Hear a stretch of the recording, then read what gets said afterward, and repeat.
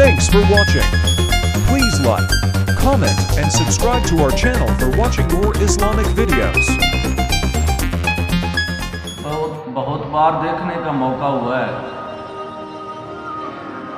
यहाँ पर जो कब्रें बनाई जाती हैं, हकीकत यही है कि मैं उसको कब्र नहीं कहता, मैं उसको गड़ा कहता हूँ। हकीकत यही है। सबसे पहले जिस कब्रिस्तान के अंदर यानी कब्र बनाई जाए, उस कब्रिस्तान की मिट्टी को देखा जाए कि वो किस तरह की है, नरम है, सख्त है। अगर सख्त है तो उसके मुताबिक यानी फिर उस मिट्टी के मुताबिक कब्र बनाई जाएगी। अगर नरम है तो फिर उस नरम मिट्टी के मुताबिक कब्र बनाई जाएगी। मसलन नरम मिट्टी है तो वहाँ पर एक होती है लाहत, एक होती है तजर।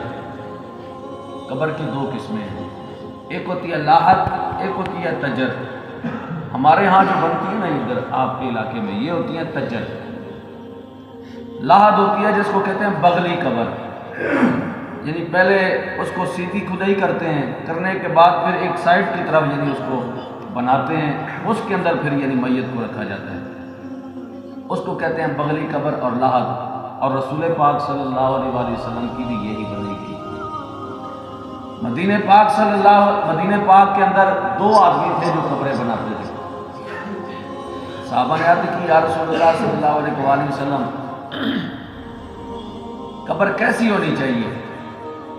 मेरे आका ने फरमाया दोनों ही ठीक है।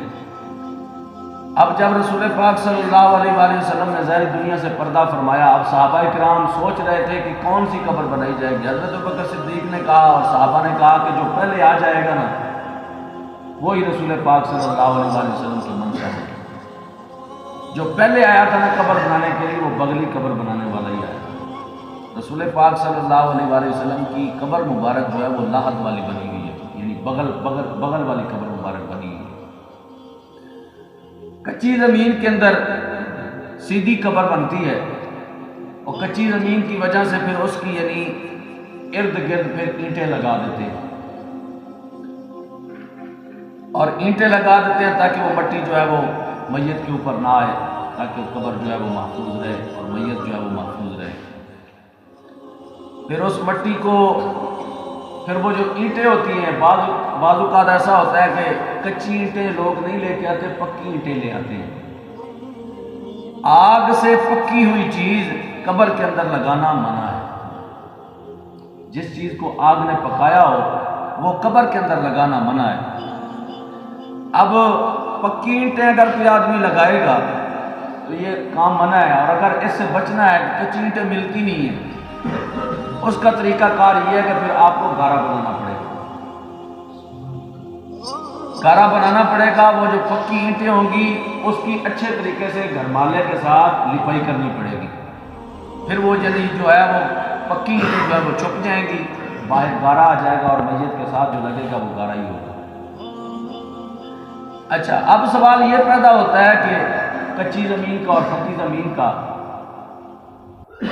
पक्की ज़मीन के अंदर यानी वो लाहद वाली कब्र बनाई जाए, इसका ज़्यादा सवाब है, क्योंकि रसूल पाक सल्लल्लाहु अलैहि वसल्लम की अपनी यानी कब्र मुबारक भी इसी तरह की है।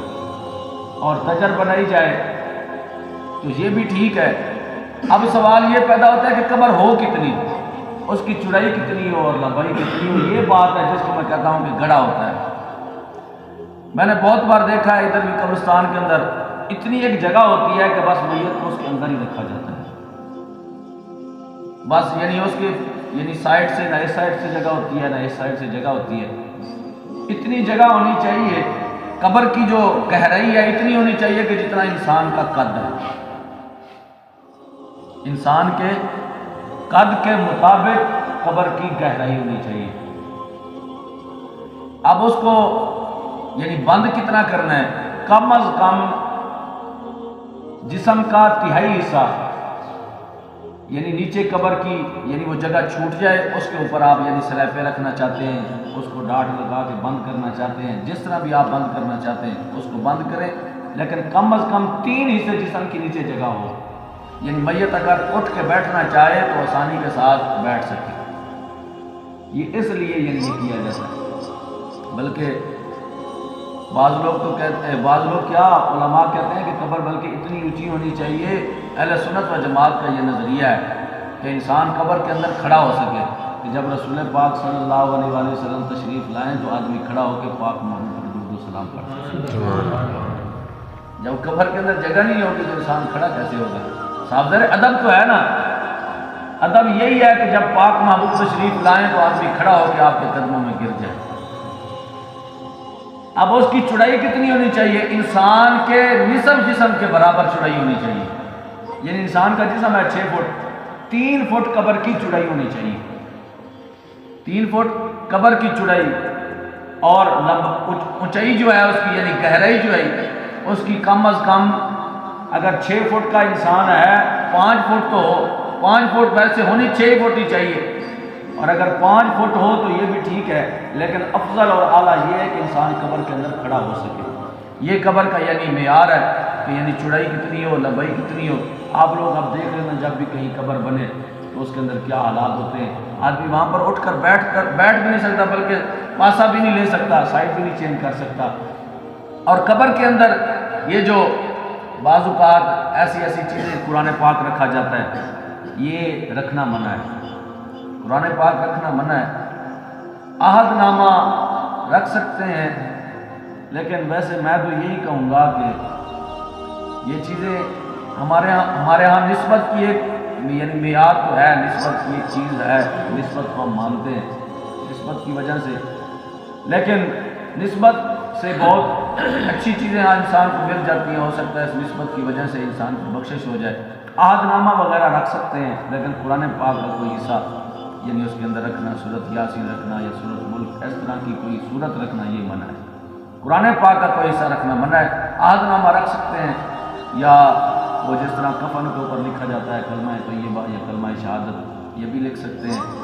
تو اس کے بعد قبر کے اندر رکھنا جو ہے میت کو، وہ پورے کا پورا میت کا جو جسم ہے وہ قبلہ رخ، اس کا پورے کا پورا جسم جو ہے وہ قبلہ رخ۔ بعض لوگ ہوتے ہیں کہ صرف چہرہ ہی پھیر دیتے ہیں قبلے کی طرف، پورے کے پوری جو ہے نا ایک سائڈ، بلکہ یہاں تک ہے کہ اگر اس کے نیچے کوئی چیز رکھ کے نا میت کے، اگر اس کا تھوڑا سا حصہ جو ہے اس کو اوپر اٹھانا پڑے تو وہ اٹھا دیں تاکہ قبلہ کی طرف ہو جائے، اور قبلے کی طرف ہونے کے بعد پھر یعنی وہ بند جو ہے وہ کھول دیں، کھولنے کے بعد اس کے چہرے کو اچھے طریقے سے یعنی دیکھ لیں، کپڑے دیکھنے کے بعد کوئی چیز کسی کی گری تو نہیں ہے، پھر اس کے بعد یعنی قبر کو بند کیا جائے۔ یہ ہے قبر کا بنانے کا طریقہ۔ اب رسول پاک صلی اللہ علیہ وآلہ وسلم کا فرمان عالی شان سنیے۔ میرے آقا مولا صلی اللہ علیہ وآلہ وسلم نے فرمایا، حضرت ابو ہریرہ رضی اللہ تعالیٰ عنہ سے روایت ہے، پاک محبوب صلی اللہ علیہ وآلہ وسلم نے فرمایا، کسی قبر پر بیٹھنے سے یہ بہتر ہے، کسی قبر پر بیٹھنے سے یہ بہتر ہے کہ آدمی کسی انگارے پر بیٹھ جائے۔ کسی قبر پر بیٹھنے سے بہتر ہے کہ آدمی کسی انگارے پر بیٹھے اور وہ اس کے کپڑوں کو جلا کر اس کے چمڑے تک وہ آگ جو ہے وہ پہنچ جائے۔ اتنا یعنی گناہ ہے قبر کے اوپر بیٹھنا، اور اتنی مردے کو تکلیف پہنچتی ہے۔